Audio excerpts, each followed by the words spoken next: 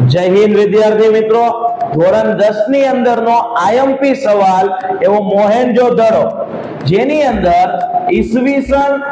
1922 માં બે અંગ્રેજ અધિકારી સર જ્હોન માર્શલ અને